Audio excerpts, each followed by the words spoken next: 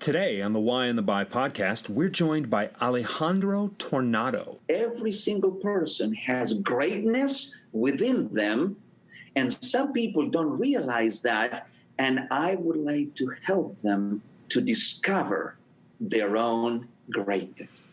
Alejandro is going to talk to us today about servant leadership, and you're going to love it. He's got tons of energy. Listen. Hi, Christie. Hi, Jeff. We're recording now. The many hours of conversation you and I have had, we've had probably half of them that haven't been recorded. You know what we should do? We should start a podcast. You think? Let's call it the Why and the Buy. All right.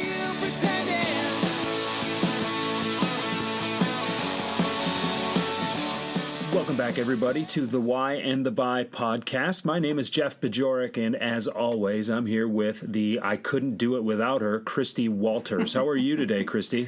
I'm doing great, Jeff. How are you doing? I'm playing hurt, but I'm going to make it. You know, it's funny. My. It's funny doing what we do.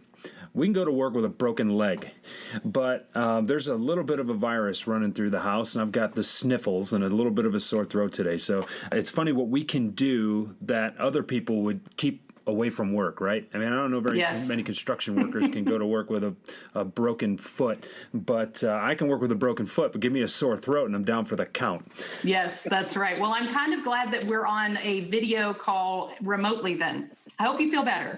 Yeah, I hope you feel better. Just stay away from me. That's right. Just stay right where you are. I'm good. So we've got a very important topic today and a very special guest. Alejandro Tornato is with us, and he's going to talk to us today about servant leadership. And Alejandro is a friend of yours, so why don't you give a much more detailed introduction than I just did? Well, I tell you what, I am not going to keep our listeners away from Alejandro because he has just the best attitude and spirit of any of the individuals that I interact with on a regular basis. I have a lot of respect and appreciation for Alejandro. So Alejandro is a John Maxwell certified coach and trainer. And he's also a distinguished Toastmaster. And for those of you who are not familiar with Toastmasters, becoming a DTM in the Toastmasters world is a huge deal. It does take a lot of work. It certainly takes a lot of speaking in order to do that. So Alejandro and I had a conversation not too long ago about the idea of servant leadership. And Jeff, you've heard this topic from me in multiple conversations because I really do believe that one of the things that I was called to do in my coaching business is to help leaders figure out how to serve in the corporate environment. So when Alejandro said, I'd love to come on and talk about servant leadership, I'm like, yes, absolutely. So Alejandro, welcome to the Why and the Buy podcast. We're so excited to have you here.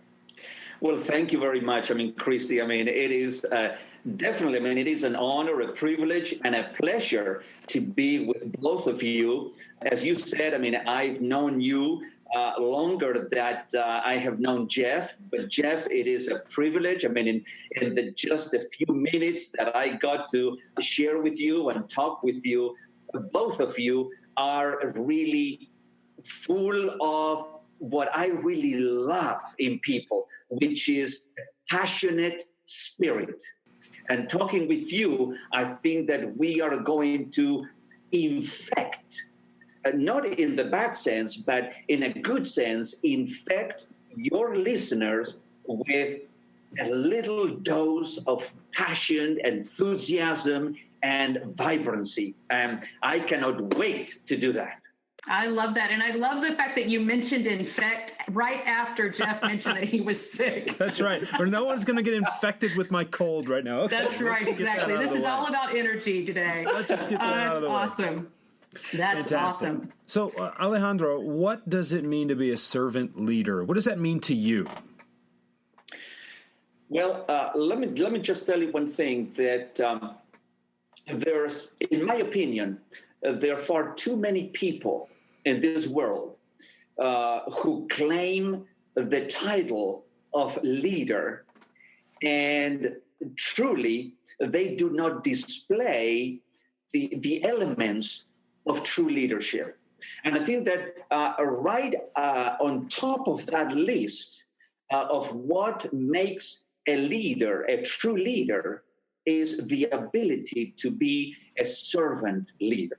A leader who, and we're going to be expanding on this concept, through the podcast, but, leadership is about asking the right questions yourself. And you have a lot of people who think that they're leaders and they ask the wrong questions. And one of those wrong questions is, what's in it for me? You see, what's in it for me? Or if you think that you're a leader, and the first question that you're asking as you're leading others is, what's in it for me? How can I benefit myself and put yourself front of everybody else?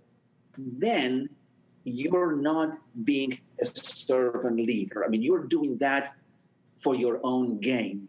And I think that a servant leader is someone who is putting all his or her creativity and capability to add value to others, to help others, to motivate others, to inspire others, and to help others grow and take them to the next level. I think that that is a servant leadership. And if you don't mind me, what I want to add to that is a quote. It's not a very long quote from a book that I have been reading, which is by Liz Wiseman, Multipliers. And it says like this. It says, it has been said that after meeting with the great British Prime Minister William Gladstone, you left feeling he was the smartest person in the world. But after meeting with his rival, Benjamin Disraeli, you left thinking you were the smartest person in the world. So that's what I believe is servant leadership. Servant leadership is helping other people discover the greatness that is within them, as opposed to the greatness that is within you. And you know what? That brings up, that's wonderful. I think that you're right. That quote really kind of sums up what leadership is about, right? Inspiring others to their own greatness. This has come up a couple of times, really just within the past couple of weeks for me.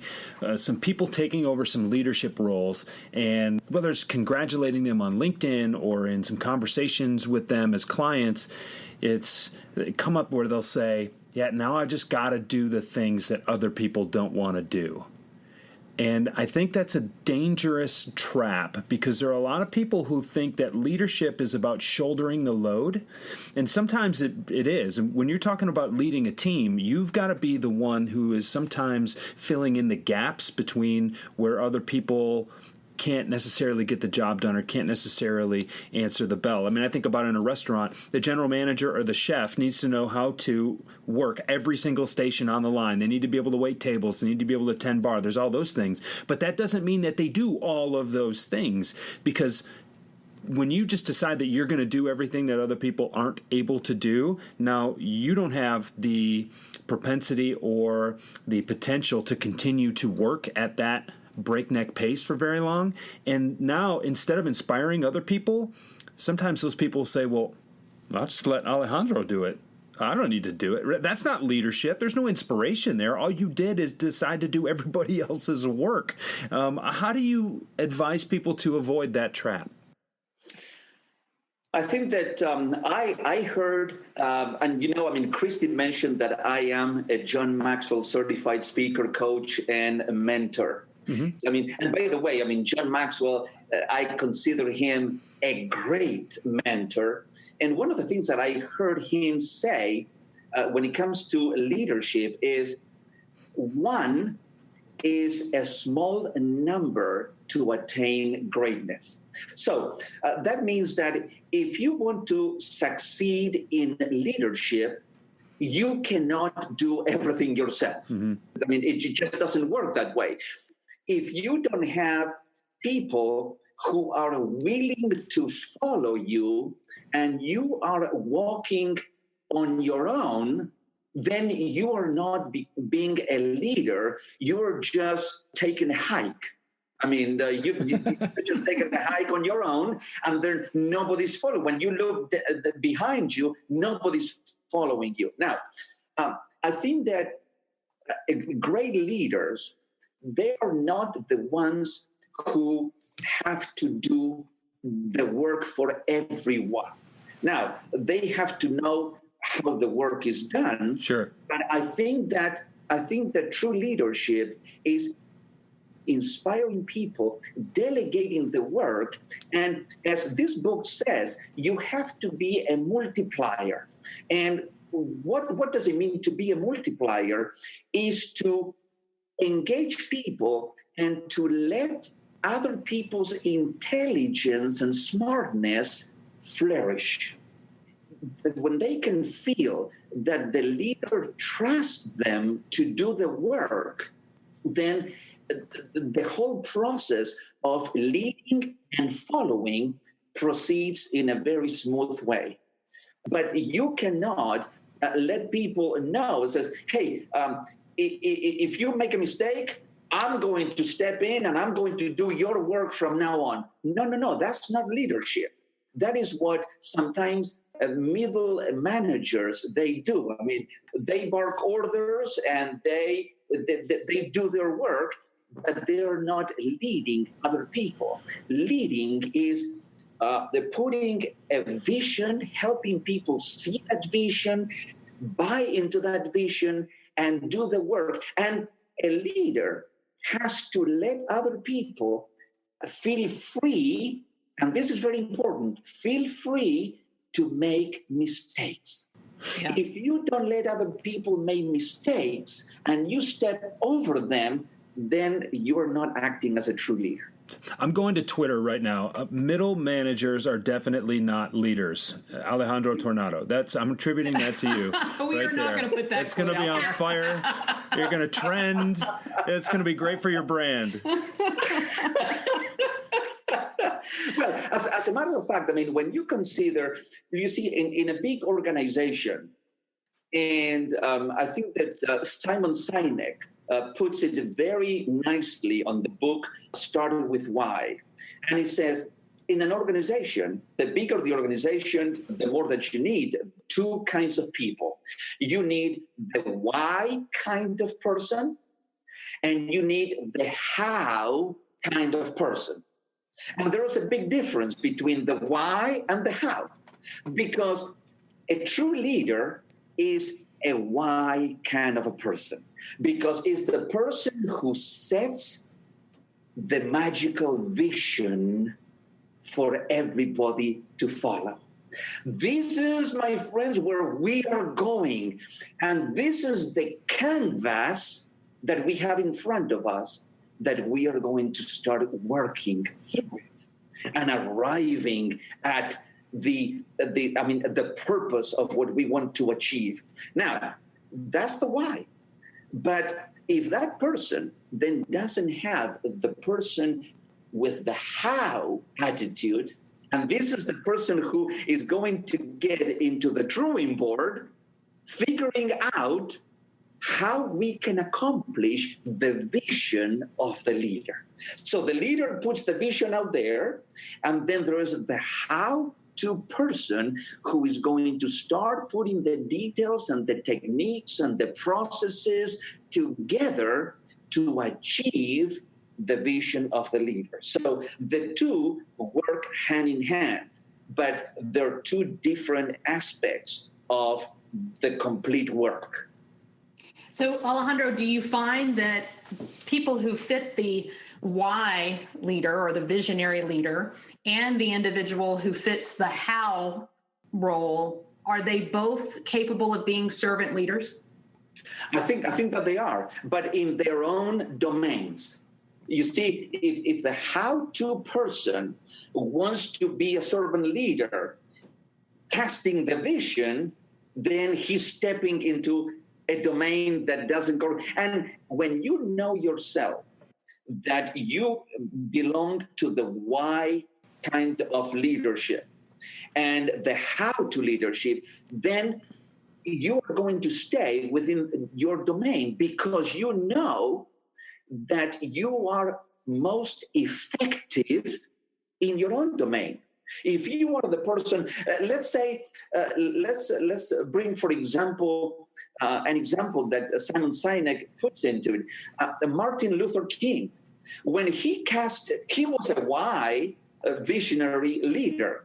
And when he cast the vision and says, I have a dream, I have a dream to work and to abolish civil rights, because everybody has to have the same civil rights. There cannot be any distinctions. There cannot be, well, you're white and you're colored and you're black. No.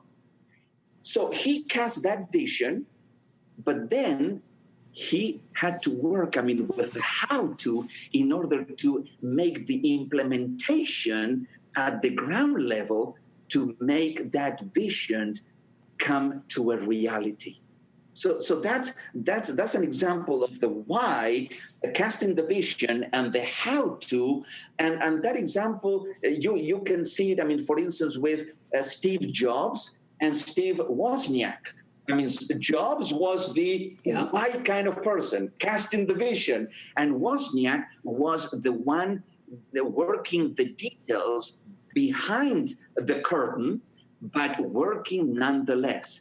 And then Bill Gates, the same. Bill Gates was the one casting the vision, and he had his partner who was working on the how to implement everything. So in order to have that duality in servant leadership, you need the why kind of a person and the how to person, and they work together, but they do not cross domains to make that vision a reality.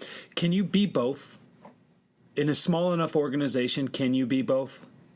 You can start by being both, but as the organization grows, and this is what you want eventually. If you want to grow, if you want to be even more successful, and the organization grows, then you have to see in which domain you have been created.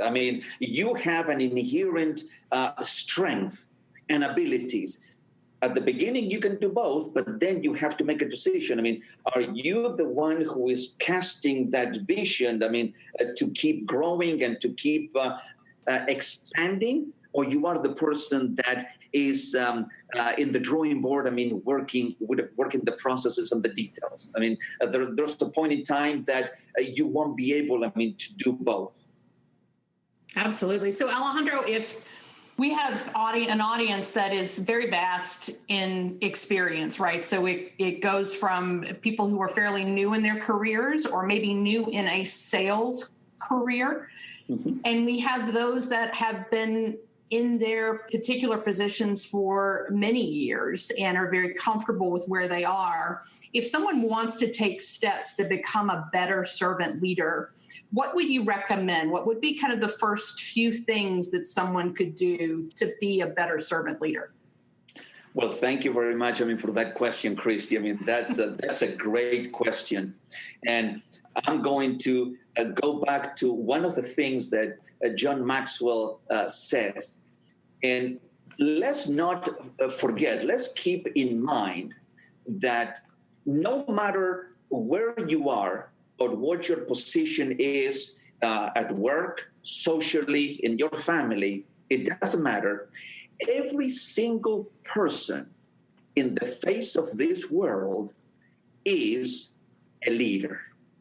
Because every single person, no matter what your position is, has to lead at least one person every single day in and day out. And guess, my friends, who that person is? That person is you. You have to lead yourself. From the moment you get up in the morning until you put your head in the pillow at night, then there's those 16, 17, 20 hours, whatever it is, that 20 hours? I don't know. I thought you just said you weren't supposed to do it all, Alejandro. 20 hours. Well, some people, they take it to the extreme. I mean, okay. I am not the kind of person, who works 20 hours. I confess. But during those waking hours, you have to lead yourself. And I think that a good and an excellent preparation to become a servant leader is to start with yourself. If you can manage leading your own life, then that is good practice that then you can extrapolate and you can expand into leading others. Now, don't make the mistake to start leading yourself and then going and leading a $10 billion organization because that's a kind of a big jump. But if you can start leading yourself, then start moving outside of that comfort zone and apply those same concepts into beginning to lead small teams and other people and begin developing trust, rapport with other people. And as other people begin to know you and begin that they can trust you, that you are a person who devotes the time to add value to them, to care for them. What is that statement that even, John Maxwell said that now a lot of people, you can hear them. People don't care how much you know until they know how much you care. So that is essential for a leader. People have to realize that a leader is more concerned about them and bringing them to their next level than about me as a leader.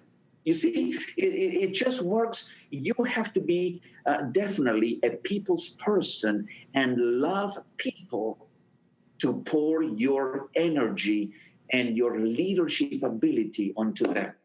I love that. Jeff has heard me say this quote. I love quoting Zig Ziglar because he's the preacher type, and that I just get really excited about that. I'm good old Southern girl, amen. But Zig Ziglar always said that if you want to get everything in life you want, you have to help enough other people get what they want. And I think that's very close to the concept of people don't care what you know until they know that you care. And I think we lose sight of that oftentimes because we're a fairly connected society right now. But that's super true. Sure, yes. Looking at this, kind of our pre-production notes and going through, okay, we're going to talk about servant leadership. I'm like, servant leadership? Okay. Isn't that just leadership? Like, what is that? I'm getting ready to learn something. Like, all right, servant, this is a new subdivision of leadership. And when you really dig into it, you can't be a leader without serving. You can't lead people if they don't believe that you're in it for them at least as much, but more often than not more, than you're in it for you. The benefit that you get out of leadership is the leading part, not the spoils, right? Not the pot of gold at the end of the rainbow. Your real joy that you get out of leading people to the pot of gold at the end of the rainbow is seeing them see the pot of gold at the end of the rainbow, not counting the coins in the pot, right? That's the thing. And not everybody gets that. If you don't understand that, then don't try to be a leader because you're missing the fundamentals. And Alejandro, you're absolutely right. It's not about what's in it for me. It's what can I do to help these other people get something for them. That's exactly right. It can't be missed.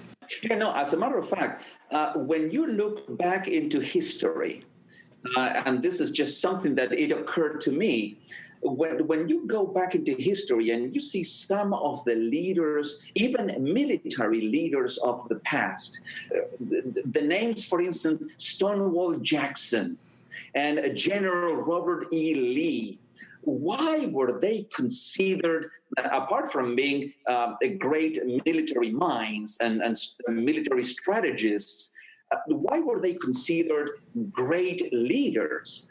It's because they gave, first of all, they gave an example to their troops to follow. And not only that, but they were the first. If they were going to a particular battle, Stonewall Jackson was the first one followed by the troops. It's not that, hey, you guys, you go first, and then I'll follow you. So, I mean, if anybody's going to get shot, I mean, maybe I'm not the first one. No, that wasn't his mentality. His mentality was, you follow me, I'm going. You see, I'm giving the example. I am pointing the way. I am casting where we're going. That's what a leader does. A leader sets the example. And that, to me, is the very first point of serving the ones who are following you. You need to follow them. Yeah. Alejandro, I know that we could continue on and on this topic, and I think we're probably going to have you come back at some point. But I know we're getting close to our time here, and I do want to ask you one question we ask of all of our guests, and that is, what is your why? Wow, that's a great question to end this time with you. What is my why? I think that my why is very simple. My why is I love to serve people. I love to connect with people. I love to, as a result of the services that I provide, as a result of my presence with people, that they can say that that has been a transformative experience. I love to help people, as many people as possible, to look at life in a better light, to live life to the potential of your capabilities. And as Les Brown says, Les Brown is one of my favorite motivational speakers. He says every time that he gives a talk and he ends with this note. It says, you have greatness within you. And that is what I truly believe. Every single person has greatness within them, and some people don't realize that, and I would like to help them to discover their own greatness. That's powerful. That is my why. That is powerful. That is amazing. Well, Alejandro, I want to thank you so much for taking your time to talk with us today, and I hope that you'll come back. I think we'd love to have you come back and talk a little bit more about servant leadership. I want to let people know how to get a hold of you. So if you connect with Alejandro at his website, it's Alejo Connects, and that's ALEJOCONNECTS.com. And you can connect with him there on Facebook, Twitter, and LinkedIn from his website. You can also connect with us on the Why and the Buy. We'll have links to Alejandro's website and also some of the additional books that we've talked about on this particular podcast. And I think with that note, Jeff, next week will be a surprise for our topic, but we'll have one, I promise. Aren't they all surprises, Christie? Sometimes Isn't every day a surprise? I think that anybody listening to this podcast has had managers, and some of them are managers, but everybody has certainly had a manager that they love, and they have had some managers that they hate. And there are those managers who are real leaders, and those are the ones to this day, unfortunately or fortunately, you can probably count the really good ones on one hand, the ones that you would still lay down in traffic for if they asked you to, because you know that they would do the same to you, or for you, rather. And Alejandro, thank you for coming in and really hitting the nail on the head with what makes a great leader, what it takes to be a great leader, and especially your why for, making sure that you get up every day trying to help people find that greatness that's within all of us. We need more people like you. So thank you for being here. If you are listening to this podcast, we keep rolling. We put one up every week. And I know there's a couple of you out there who listen to us every week and haven't reviewed us yet. Go to iTunes, go to Stitcher, go to the website, go wherever you want to find this podcast and give us a couple of stars, preferably 4 or 5. Say some nice things about us if you will. Share us. We love doing this, and I say it all the time. We're going to do it whether you listen or not, but we'd really like it if you tell other people about it. So yeah, and communicate with us too. I think, the other side of that is that Jeff and I are putting out topics that come to mind in our daily lives, but we would love to hear from our audience. Tell us what you want to hear. Tell us who you want us to talk to. We are getting some requests for interviews, and we'd love to hear more from our audience on what's going to resonate with you going forward. Well, and we're both on social media. We manage ourselves, our individual social media profiles. We manage the Why and the Buy on Twitter, on the LinkedIn page, on Facebook. Neither one of us are robots when it comes to that stuff. So if you reach out to us, you're getting us. And, this is a personal, authentic program. And if you want to reach us, we put it out there so that we can be reached. So ultimately, that's why we do this. We do this because we want to represent ourselves and we want to interact. And we know that we have conversations between the two or even the three of us today with Alejandro here that people are having on a regular basis out there. We want to share those conversations with you because when you know your why, your hows and your whats get a whole lot better. So thanks for joining us, and we'll see you again next week.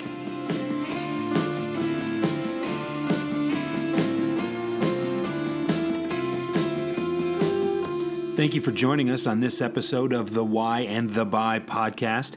If you liked us, subscribe. We can be found on iTunes, Stitcher Radio, SoundCloud, and really anywhere else you can get a podcast. And if you really liked us, then give us a 5-star review. We like those, and we like you too. I'll be somewhere far away.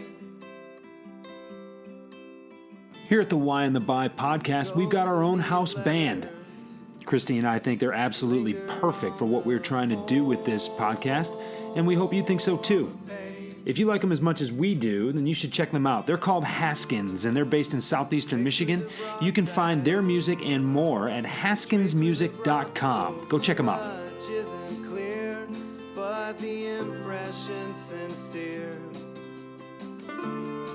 By the time I read this, will it be too late to know if there was something that I could do?